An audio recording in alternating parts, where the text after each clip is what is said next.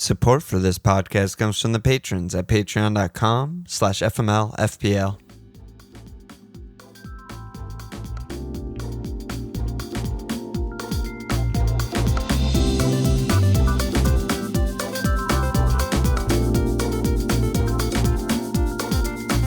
Okay, welcome to another FMLFPL Fireside Chat. This is Alon. I'm joined by another legendary FPL manager known as FPL Salah. How are you, Abdul? I'm good, Alon. How are you, mate? I'm good, man. I'm good. It's a big, long week, followed up by another big, long week next week. Yeah, a week tomorrow is, we're getting there. We're getting there. Yeah, I saw someone post, I forget who it was, like a week tomorrow I get to see Crystal Palace upset Arsenal and all of Arsenal Twitter like go up in flames. It's like, yeah, that sounds about right. Pretty much, yeah. And so how have you been like with, tinkering and stuff like that? Like where are you at on your game week 1 team? Do you think you're done or not done at all? Or, how much do you do that stuff? Yeah, I've not actually been doing much tinkering at all. Like I don't usually really seriously kind of start setting my team until the last week. So I'm on my second draft at the moment. It's by no means final. I've got a few players in there, Alan, that we're all going to have Salah, Trent, Reece James, possibly a few locked picks, but yeah, I think the rest of it is pretty much up in the air. I think really, once the final preseason games are done and we've listened to the press conferences, is when I'll start kind of really solidifying it. Yeah, so I mean you have a ridiculous history. You have 4 top 1,000, 4 top 1Ks, 6 top 5Ks is just out of control. Do you find that your style varies much season to season, or do you sort of go into it at this point pre-game week 1, are you going into it I'm just going to do my thing, sort of same routine for the beginning of every season? Yeah, I mean, I tend to just kind of go with the template early on, yeah. Alan. I don't really take much risks early on. I think, that kind of side of the game is probably more for near the end of the season. Over the last few years, I have kind of really, I'd say maybe over the last 4 seasons, really kind of adopted a more kind of analytical approach to FPL. Before it was more I did look at stats, but I was more kind of gut feelings, eye test, things like that. Whereas now I'm a lot more kind of looking at XG stats, kind of models like FPLreview.com and things like that. So yeah, so I think my kind of playing style has got a lot more analytical over the last few years. I think it's helped as well because I've the last 4 years, I've had a few top 1Ks in the early years, but obviously recently I've had I've had a 1K and a few top 10Ks, and I think obviously with the game getting harder, with in terms of more players, more information out there, I think my last few seasons, although not the best kind of rank wise overall, have probably been my best seasons. If you look at it kind of from an overall point of view. Yeah, from the percent of players playing. Exactly, you finished 709th in the 18-19 season, which there were probably 8-9 million players. How many people were playing the game in 2009-10 when you finished 604th? Not many. 3 million, 2 million, something like that. Hold on, I've actually, let me just check this because I've actually seen this on FPL Focal's Twitter the other day. Maybe there was only 604 playing back then. It's not even a good finish. You finished dead last. Exactly. What year was that? Sorry, what year was that? 2009-10. 2009-10, so 2.1 million players. Wow. Yeah, that's insane, man. The game's grown 5 times. A huge difference. So, I think that and, I think maybe getting, if you compare that to this day and age, it's probably a top 10 or top 20K finish, the equivalent. Yeah. Wow. It's really crazy to think about. Yeah. So you said that I kind of want to, I didn't really know that about you and the analytics and stuff, but I'm interested in that. I've never used FPL Review. I see a lot of people talk about it on Twitter and stuff. So how do you use it? I mean, are you the type that you look at the projected optimized lineup and you kind of just go with it, or how much back and forth do you kind of use the review and then use a little bit of how you actually feel about a player, or what's the balance there? Yeah, so it's more of like a sense check, Alan. It's not like, you go onto the, FPLreview.com and then, you look at the optimized lineup and, pick that exact lineup. Yeah.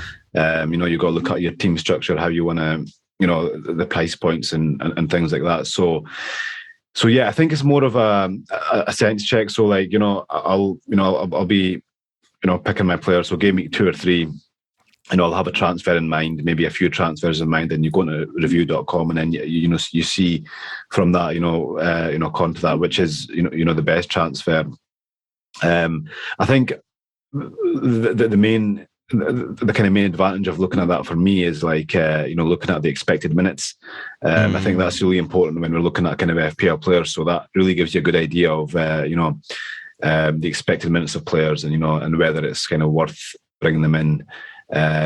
So yeah, it's more of like a kind of a safety net. I pretty much use it every week, just to kind of look at how it kind of aligns with my transfers. Sometimes, a lot of the times last season I made actually transfers which went against the recommended transfers for the FPL review, and sometimes I went with it, and the results kind of work both ways. So yeah, it's just more of like a sense check. It's sort of like having a friend who's not biased. It's having much, an objective, like the most objective possible friend, because that's actually a very good way of actually describing it.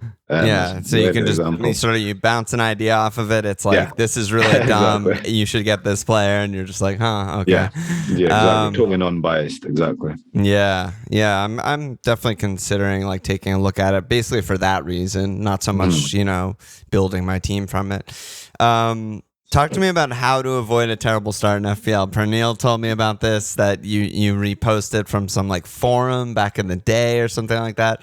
I often have a terrible start in FPL, so I would like to not have a terrible start in FPL. So talk to me about that. Yeah, so it's basically like so I think with this kind of it was a kind of a blog from fiso.com. Yeah. And I mean, there's always caveats in FPL, right? So I mean, when you're kind of, when you're looking at rules, to kind of start the season, to have a good start, you talk about things like, going for nailed players, going for players who are proven FPL assets, avoiding promoted, players from promoted teams, and, players who hadn't played for their team last season, new players coming into the league. Yep. But, and then I think, if you kind of mostly follow those rules, you'll be fine, having that kind of template picked. But as I said, like for example, last season we had Ivan Toney, technically he goes against the rules of promoted, of having a good start. But we've seen his stats from the championship, and he was like the talisman for his team. He's on penalties, so there's always caveats. But I think generally, if you follow those rules, of like, picking the proven assets, not taking any risks. Like when you're looking at your game week 1 team, what I look at is, how many of these players are nailed, how many rotation risks. And I think if you've got more than, say, 1 or 2 players who are rotation risks and, a risk to start, or, maybe not in the starting 11, then, you probably don't want any more than that. So really just having a really kind of, simple, sensible approach. Because I think at the start of the season, Alan, we need to kind of, I think it's important not to be left behind and have a bad start, because when you have a bad start, what it leads to is like kind of bad decision making. Because when you're having like a good game week and a good season, you generally make a lot of better decisions because you're a lot more patient. You're happy with your team. When it starts going downhill, you start panicking, making maybe knee-jerk transfers. Making like trying to make up for that bad start. Trying to catch up. Exactly. So this is more of like, I think, a sensible approach, which kind of keeps you with the pack, and then once the season goes on, then you can kind of diverge a bit. Yeah. Wow. I feel like I'm getting coached right now. I'm getting like free 1v1 coaching on how to play FPL. So, let's just talk more, I guess, about those like sort of players that you build around. So what are you looking for game week 1? Obviously the nailedness and all that stuff you're talking about, but there's such high ownership right now for a lot of players in the game. I think you can basically like sort by ownership and make an 11 and be like, this is pretty much what the meta is right now. Is that the way to go? Or do you ever like swerve these 40, 50% ownership guys, or is it just too risky for you? See, the thing is, like as you kind of touched upon earlier as well, because there's so much information out there now, and a lot more managers are clued on about who the good picks are. Generally, now the players with the high ownership are good players. So, like it's not always a good idea just to kind of ignore somebody who's just got their high ownership. A lot of these players who, like, we'll see Jesus, who's the most highest owned player in the game for a reason. We've got players like Andres Pereira, who's like the third highest owned midfielder in the game. He's a 4.5 million midfielder. Yeah. Like 6-7 seasons ago, nobody would have a clue. Like, he would be 1 or 2% owned, but now because Twitter's out there and we've got the official FPL account. So yeah, I think generally just kind of I think you probably could, Alan, just go into FPL, go to like selected buy, and you can pick a good team, and it would be a good team because because of the kind of the knowledge of the players now. So, but at the same time, I still think there's an edge there. I still think we've got players who are kind of quite lowly owned. Like players like, for example, Rashford, who's 13% owned. He's not totally like a differential, but he's not highly owned. So it's players like him could kind of come to the forefront. He could be a great option at 6.5 million, for example. So yeah, I still think there's an edge there, but I think generally, you can just go with the high-end players and have a good season. Right. How do you kind of evaluate a player that you want to, like, what are you looking for in a transfer in versus a transfer out? And what are you looking for like, who are you captaining? Is that also sort of, would you say, like, conservative? Like, for captain, like, you usually go with the flow and who everyone seems to be on and stuff like that? I mean, for captain, I really just kind of, play it. I mean, it sounds like playing it safe, but really just going for the best captain every week. You don't really kind of take much risk on captains. I mean, because we've got players like Salah, Harry Kane, now we've got Haaland, we've got solid captain picks. Kind of really deviating from them most weeks is probably going to be detrimental. Unless they've got really hard fixtures. So the captaincy is like huge, like in the game. I mean, if you hit your captains more often than not, it can. It'll go a long way for you in having a good season, because even if you've got a poor team, Alan, and you hit your captains most week, it kind of papers over those cracks. Yeah, it does. So yeah, I mean, in terms of like transfers ins and outs, I think with the players like Salah, the Kanes and that, you obviously give them a lot more time than you would other players. I think if you're seeing a player who's not performing, points wise, but he's putting up good stats, I would generally keep them. I think that's one thing in my game that I've kind of improved on over the years is keeping players who maybe aren't getting the FPL points and scoring goals, but they're putting up the good stats. Like XG and shots and stuff like that. Exactly. Because it's not really about FPL points. FPL points isn't probably the best indicator for future points. It's looking at the player stats and seeing how they can kind of. I mean, like a good example is like kind of Lingard last season, who was just went on like a mad run. Of 8 goals with like an XG of like 3 or something. I think that one happened very 2 often. Seasons ago now. So that was we're getting old, dude. I mean, that one, the Lingard one, is almost a harder one for me because I'm like, he can't keep doing this. And that's what the stats basically tell me, and then he just does, and everyone else owns him, and he gets 100 points in 10 weeks or something. That was the annoying thing, because I didn't get him, so I kind of held off. So I thought there's no way he's going to keep this up. But then he got to a point where he did kind of tail off. But obviously, a lot of managers who jump on him obviously benefited. But I think he is like a one example. Now you've got Lingard there, who is one player who has kind of outperformed his XG over a fairly kind of not long term, but a good period. Then you'll have like 20-30 players who didn't, who had like 2 good games and then kind of tailed off and everybody bought them in. So I think it's more important to kind of focus on the players who didn't do well, because I think as kind of in the FPL community, or even as kind of humans, we tend to kind of focus on the one-offs and then and think, okay, this is the norm, whereas that's true. It actually isn't. Yeah, that's sort of a bias thing too, right? It's like, because me and Walsh definitely do that on the podcast. We're like, oh, like we got screwed by Gundo this season or something like that. But there's like 10 other guys that everyone brought in and were terrible picks, and then they have to transfer out. Yeah, and they like hit them in or whatever. Yeah, that's a good point. It should almost be like, let's average all of the guys that people, all of the bandwagons average all of their points together and see like, it probably wouldn't be that good overall. Exactly. That's a good way to look at it. I meant to ask you, you brought up Mo, so it just reminded me, what is your name? Like, why is FPL Salah? Is he just like, are you a Liverpool supporter? Is he your favorite player? Like, what's going on there?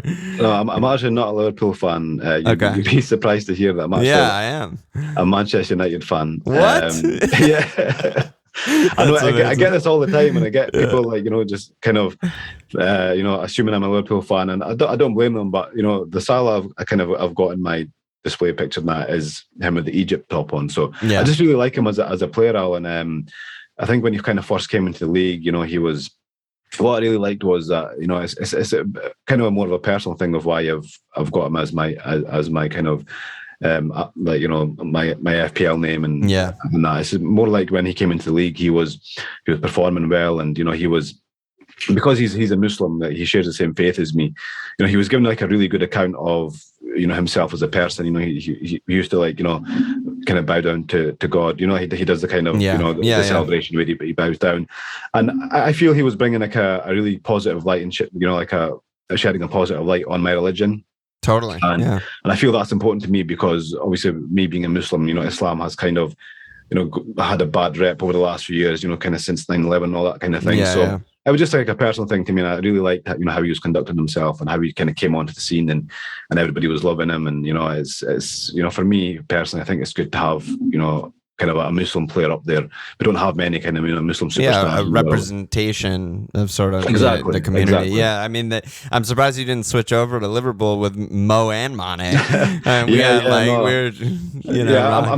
still like kind of 100%, against Liverpool. I'm a United fan, so so don't worry about that. But yeah, that's funny. Yeah, that's good stuff. It's definitely meaningful.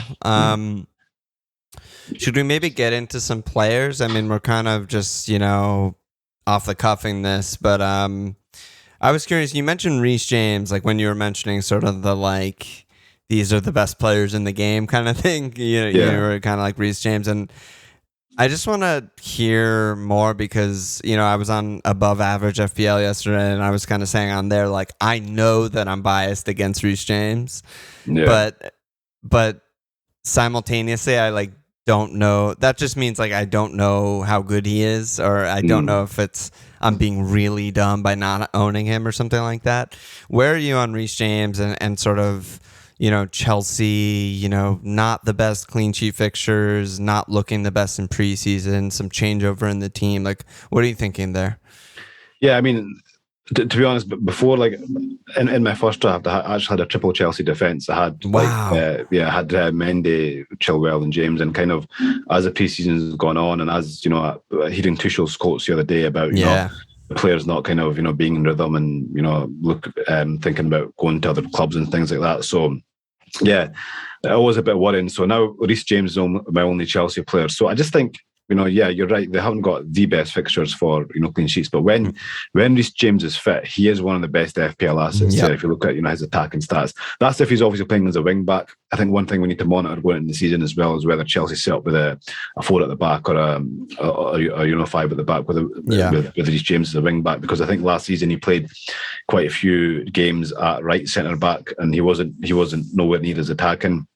So although he's not, locked in my team, he is one of the players who I'm very likely to kind of go in with.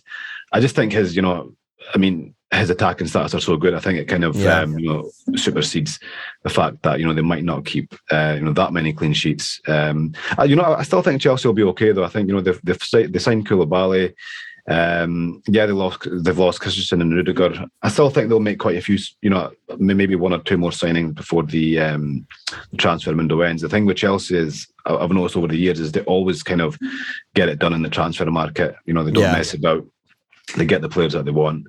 So I think Chelsea will be okay, but I think Reece James, for me, is a good pick. I know kind of last season, I actually missed most of his hauls, so I kind of should be biased against him, but I know. Walsh is the same.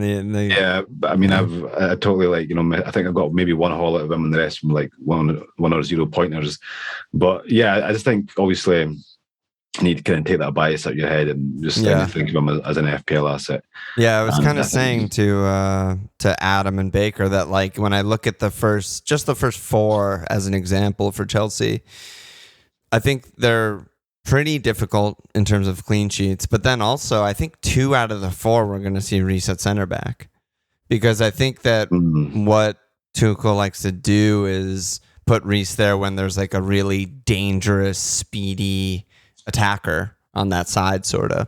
And so when I look at game week 2, home Spurs, I'm like, okay, well, Son ticks all of those boxes. Like they don't want Son running at, the old guys. And then Leicester in game week 4, I mean, it's not as good as Son, but it's like Vardy and Barnes or something like that. It seems dangerous to me too. So I think I have a little bit of that. But again, like I said, like I know that I'm biased, so I can't tell if I'm just talking myself out of it for, wanting to not own him. So I'm making up reasons to not own him or what, but I need to think about it more. Yeah, and then the thing was with the defenders, or because we've got so many kind of good value fullbacks, he isn't, so many. Yeah, there's so many. So I guess if the replacements are there for him, if you don't want to, if you don't fancy him, it's not like there's that kind of that position in defence is like kind of scarce this season. It's like the best position we've got. Many people are going to go 4 or 5 at the back. Yeah. So I guess he's not totally essential, but I just think, and I think Chelsea will probably, last season they were, if you look at the stats, they were the 3rd best defence in the league. I think they probably will be again this season, to be honest. Yeah, I mean, I rate Tuchel. I mean, they're definitely going to be good. I think everyone's kind of overreacting. Yeah. And there's also Chilwell, who I think that, like, it's funny that Reece is 41% owned and Chilwell's 8% owned. And I'm like, Chilwell could just be better and no one would really be surprised, but, is what it is. Yeah, I mean, Chilwell's a great option, but you know what? The thing that's kind of put me off him, like, he was in my initial draft, but I just think he's been out for almost a year. Yeah. He has been playing pre-season, but we just don't know, like, where he's going to be, or, maybe how Tuchel is going to kind of, he might want to bed him in or something like that. I just think at the moment Reece James is more secure, but I think when both are fit, it's a really hard choice. That's why I had both of them at the start. I just think they're both kind of equally as good.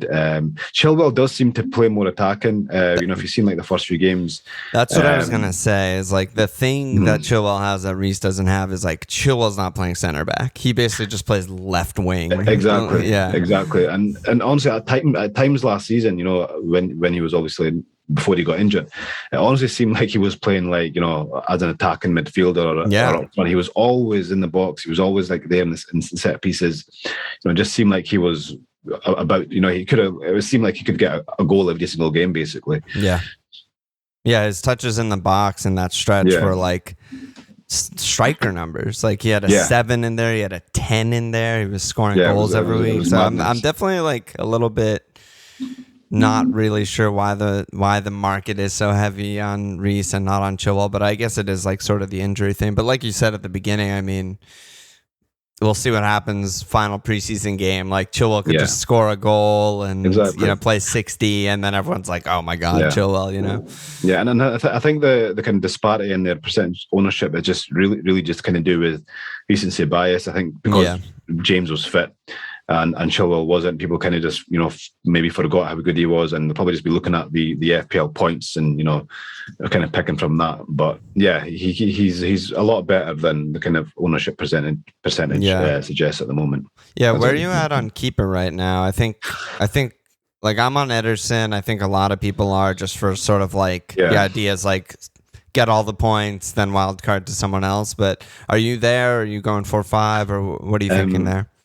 At the moment, I'm on Sanchez and Steele, but Ederson may well make it into my team. I think he's definitely a viable pick, and there's been I've seen a few people kind of countering the argument of Ederson, saying that he's never finished as a top scoring goalkeeper. He's got a really low ceiling, which is true. But as you just said, we're only kind of looking at the first 8 game weeks, and really who's more kind of guaranteed of a clean sheet than Man City. They've got by far the best defence in the league. If you look at the expected goals conceded and how many goals they actually conceded. So Ederson's a great pick. To be honest, I'm on Sanchez at the moment, but you know, I think I probably will end up with Ederson. We all go to Sanchez at some point. Like we all flirt with it. Like Sanchez Steele, I just feel like 10 years from now we're gonna still be like Sanchez Steele, not bad. I also think Ramsdale's a pick, but you know. Yeah, I've seen a few of Ramsdale actually. Yeah. I've seen a few of Ramsdale. I think, I mean, Arsenal's fixtures start the season. You know, you can't get much better, and you know, this season as well, we can probably afford to be a bit more aggressive with our kind of team selections. Yeah. Just with the kind of early wild card. I know I'm kind of planning on wild carding in game week 8. After the national break, but if I need to wild card maybe in, you know, game week 5 or 6, it's really no big deal. You know, with the World Cup coming up, and you know, with the unlimited transfers we're getting. So, it's a different season this year. Totally, it's exciting though. It is, yeah. I'm actually looking forward to it. Kind of because it's going to be totally different. I think obviously with the previous seasons, we all kind of follow the same kind of chip strategies and you know, when to use a wild card, and this is going to be different. And I think you know, I think it's going to be advantageous to kind of us guys in terms of like the hardcore managers. I think this is going to be, you know, definitely like more in our favour with the planning and stuff, you know, that we kind of put in, you know, compared to the kind of casual managers. Yeah, I mean, I hope you're right, man. I haven't had a good finish in a long time, so maybe this is my year. Yeah, no, it could definitely be. So you mentioned Rashford. I kind of wanted to talk about that a little bit. Like you kind of said that you tend to be more like conservative, like a little bit more template, especially with the game week 1 team. But there's a bunch of like really interesting midfielders, especially in that sort of like 5 to 7 range. That is like always the bait, right? Like every FPL season, I'm like, I want all of the 6-5s, and then like they all are terrible. But you know, so Rashford's in there. It's the lowest price he's ever been, and you know, I think he's getting a lot of like steam in the game, as he should. And then there's also, you know, Neto is still 20% owned. Guimaraes is 16% owned. Martinelli is 15% owned. Like, who do you like there and all these guys? I'll start with Neto because I think he's a really good pick. I know Wolves don't really score many goals, but you know, if you're looking at that 5.5 range, he's an enabler. You know, he's going to be he's the most attacking kind of you know, player for Wolves. I think he got like, you know, 5 goals and 6 assists in the season before he was injured. So I think he can do a great job at 5.5. You know, I've seen a lot of kind of counter arguments, you know, saying that Wolves don't score many goals, but really, you know, who is it better than that price point at 5.5? You know, when we're wanting like Salah, Trent, kind of Robbo and Haaland in our teams, we need that price point there. So I think he's a great option at 5.5. Rashford is the one that kind of really interests me at the moment, Alan. I think, you know, he's getting plenty of preseason minutes under a new manager. He's there fitness wise. Yeah, he scored. I think he's got 2 goals and an assist or something like that. Yeah. But I think more importantly for me, looking at preseason is looking at the players' fitness and you know how many minutes they're playing, because that kind of gives you an indication of, you know, whether the manager is gonna, you know, has them in their plans, you know, for game week 1 and onwards. And if you look at his, like, last season was obviously, you know, a bit of a disaster for him, but before that he scored in 2021 11 goals, 11 assists, 17 goals and 8 assists in 1920, you know, 10 goals and 7 assists in 1819. So if he can kind of, you know, get close to anywhere of those numbers, you know, at 6.5, he could be like a game breaker. And there is still a lot of uncertainty around him, Alan. But I think he's a risky option, but he's quite a risk-free risky option, if you know what I mean. Yeah, sort of like like he's sort of worth it also, right? If you build your squad the safe way, then it's okay to like have the one guy who with the really high ceiling, and if it doesn't work out, that's your one transfer, sort of. Yeah, and I think we've got kind of midfielders at 6 and 5.5 that we could kind of move down to if need be, you know, if it doesn't work out. So yeah, as I said, he's fairly risk free for a risky option. Yeah, I mean, is this just your Man United supporter coming out, or you know, how do you deal with that? To be honest, I'm actually when it comes to FPL, I'm actually really kind of, unbiased, towards, I mean, if anything, I'm actually kind of more biased towards not getting my United players, if anything. But yeah, when it comes to FPL, I don't really like, I think that's one thing, gladly, that I think it is kind of, a plus point for me, is I don't really kind of get too hooked on my own team's players and, get too carried away. So yeah, I genuinely think he, at his price point, and where he's at preseason wise, could be a really, really good option. Yeah. I wanted to talk about Man City also. Sorry, go ahead. Were you saying something? Oh, no, go ahead. I was just going to say, he's like, obviously I'm saying those things, but he's obviously like not, but he's by no means nailed in my team at the moment. Right. I just really kind of, he could well be. Yeah. I wanted to mention Man City. I mean, Haaland's at 58% ownership. De Bruyne, who I think we could both agree is much safer, like arguably just a straight up better pick. It's only at 16% ownership. Everyone has Cancelo. We don't really need to talk about Cancelo, but then, none of their mids are really owned at all. Mahrez is at 6%. Grealish is at 5%. Foden hasn't been playing in preseason. Like, it'll probably be that front three, in the Community Shield. Like, where are you at on... Like, who, almost asking you, like, who's your third City spot, but then also, like, how do you deal with something like Haaland versus Kev if you actually prefer Kev, but Haaland is so highly owned? Yeah, see, there's that, and I just think with FPL, because they've made De Bruyne like 0.5 more expensive, I think they've pretty much made that decision for us. With Haaland, I mean, with Haaland, usually when you look at a new player coming into the league, Alan, it's like, you'd be a bit skeptical, but he seems like a kind of, once in a generation talent. If you look at his, his scoring record for his club and his country, so I think, it's very, very hard not to see him kind of doing well at City. I think because they've priced him, 0.5 cheaper than De Bruyne, for me that kind of takes De Bruyne out of the equation to start the season anyway. And also, with Son being at 12 million as well, I'd rather have Son than KDB, personally, because he's the guy with the higher goal threat, and goals give us more points. So yeah, and just in terms of the City midfielders, I mean, I just think Mahrez he's never nailed in the team, no matter how well he plays. Yep. For some reason, Pep just kind of likes to rotate with him.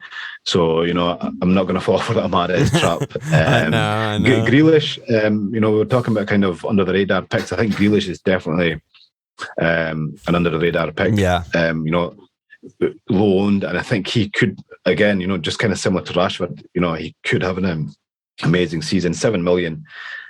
And in that City team, he could be putting up, huge numbers. We've seen what he's capable of, from the kind of the goals and assists he got out of Villa. So, it could be second season now. He's kind of bedded into the team.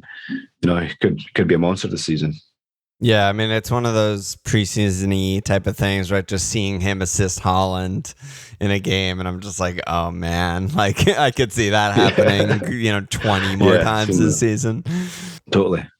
Because I mean, if you've seen that goal as well, Alan, it was like it was a total poacher's goal, and you can just totally see Haaland scoring 10, 11 of those goals a season, where it's just Absolutely. Crossing the box and then tapping from close range.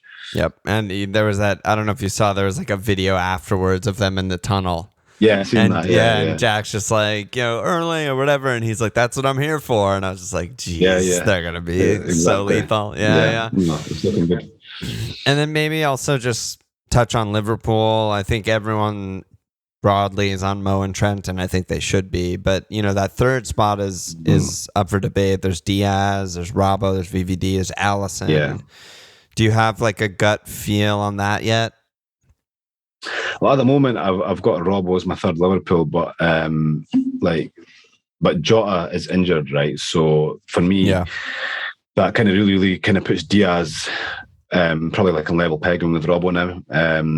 I think I've seen a tweet today saying that Klopp was saying that Jota isn't entirely ready for the start of the season, which tells me that he won't be. So that really kind of increases Diaz's expected minutes. I think the only reason I went for Robbo with Diaz was because Jota was there. They've got Nunez, they've got Firmino in those positions, so he's going to get rotated. But I think now with Jota out, he's going to see a hell of a lot more minutes, until he's injured. And because we've got such good fullbacks, I think Robbo can be sacrificed. You can have you can bring him down to like another maybe 6 million midfielder, or whoever, but and bring Diaz in.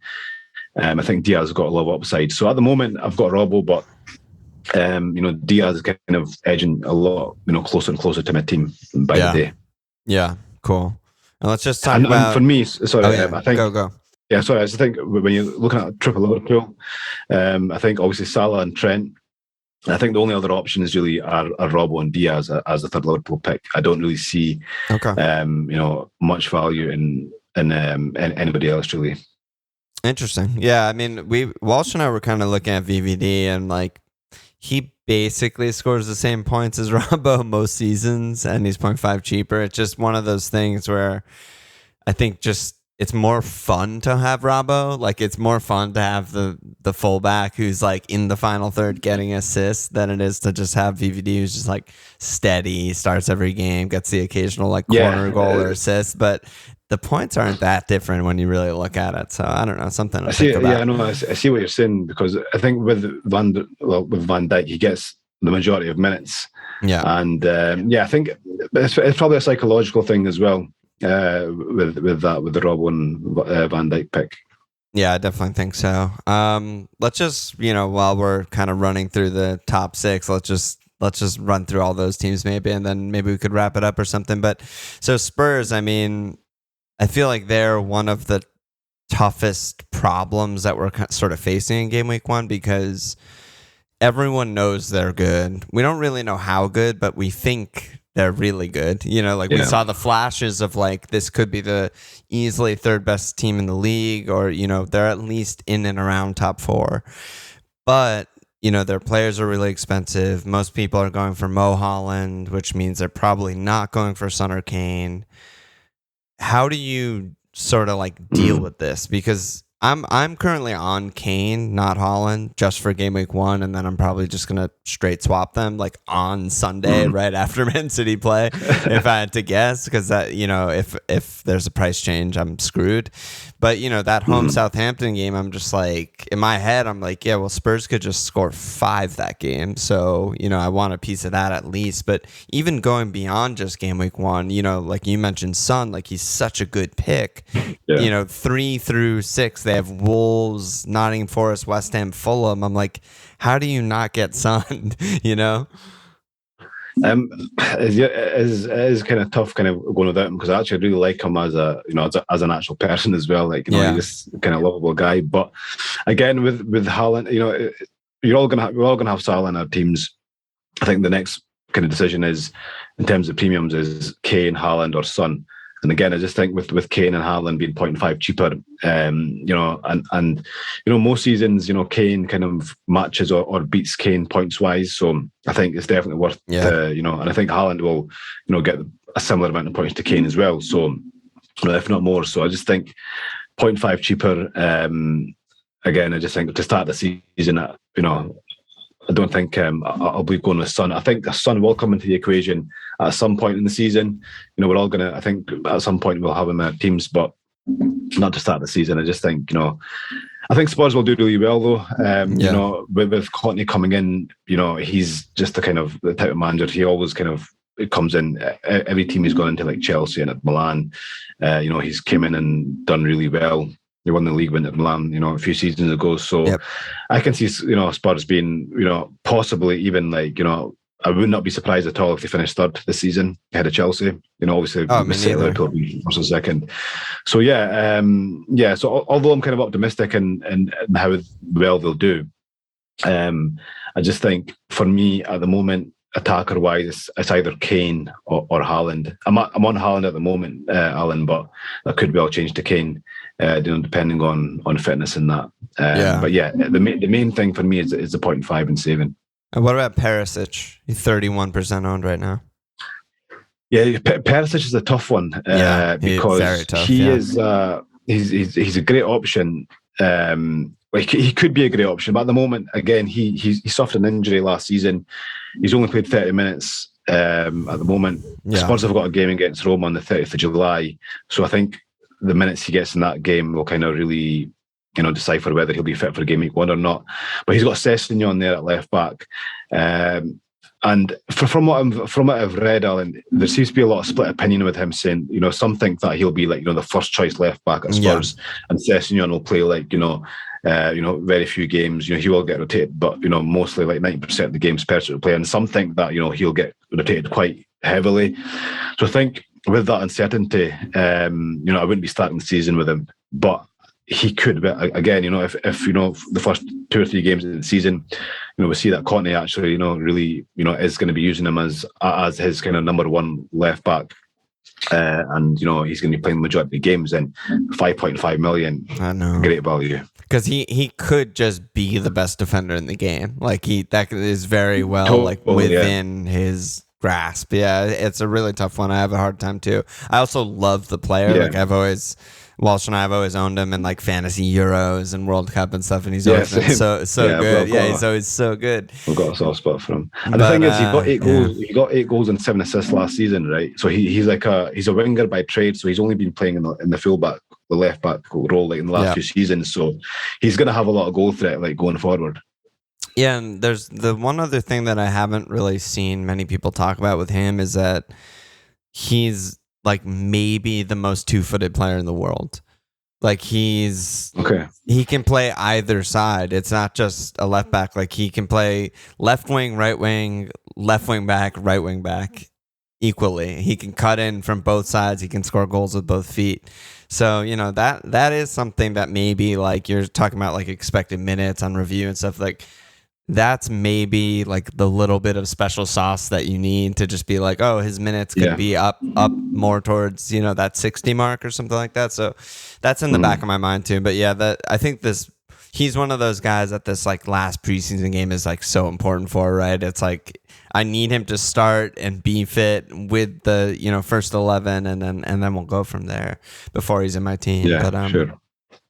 And then the last of the, sort of top 6, we already mentioned, Man United, but Arsenal, I don't think we need to say much about Jesus, and I'm sure you're going to be on him. I'm on him. He's a great pick. There's a reason he's, 65% on. But exactly, yeah. Outside of Jesus, I think there's a lot of interesting stuff because, there's Saka at 8 with a lot of competition at that 8 spot. There's Martinelli at 6 with, much less competition, but, he's maybe a rotation risk and stuff like that, but he also might be on penalties. Some people are on Odegaard. And then, at the back, I mentioned I like Ramsdale, I like Zinchenko, I like White. I think there's actually a lot of good picks here, and they have a good fixture run. So, where do you think you'll sort of settle with Arsenal? I think I'll have Jesus in my team for sure. Again, he's going to come in as the first choice forward. Possibly could get the penalties. I'm not too sure about that yet, but I just think if you're looking at his kind of stats at City, they're pretty decent. He'll get a lot more minutes at Arsenal, so I think he will be the main man at Arsenal.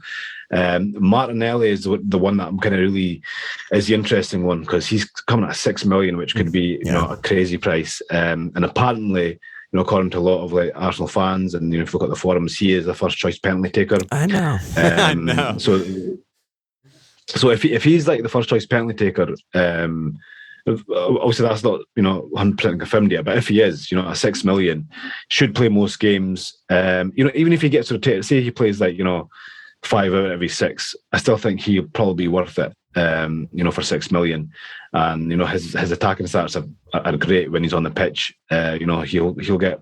If he gets plenty of minutes, he'll easily kind of hit double figures for goals, I think, and get a fair few assists as well. So he's the interesting one for me. He's currently in my team, although not totally nailed yet, but it's looking good for him. He's playing plenty of preseason minutes.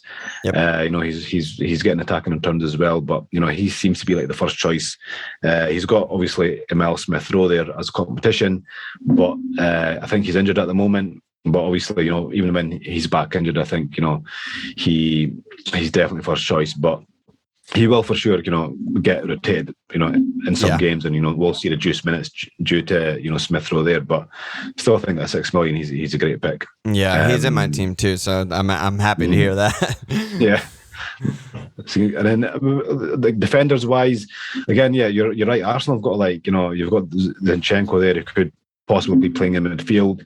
Tomiyasu is injured at the moment. I think he's not playing in the preseason minutes, but I think if he's fit, he's possibly the best 4.5 million defender in the game. I think he's nailed at right back.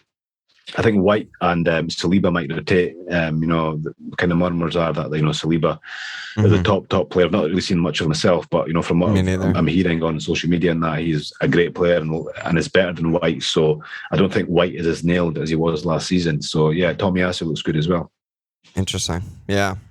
And I said I'm Ramsdale curious on the above average spot because I'm starting to talk myself into that too. All right, man. Well, that was instructive. I feel like I learned a lot. Thanks so much, obviously, for coming on. We've been sort of like, me and you have been planning this sort of for like 2 years now or something. So I'm happy we were finally able to make it happen. Yeah, we finally got there. But, where can people find you on the internet, on Twitter, whatnot, read your work, hear you talk? Like, where can they find more stuff from you? So I'm mostly kind of active on Twitter. It's FPL_Salah. And I've got FPL Sal on Instagram as well. So yeah, I'm mostly kind of on Twitter, talking about FPL, and that's where kind of most of the chat comes from. So yeah, that's where you can find me. Perfect, man. Cheers. Thanks for coming. Thanks a lot, man. Always. See ya.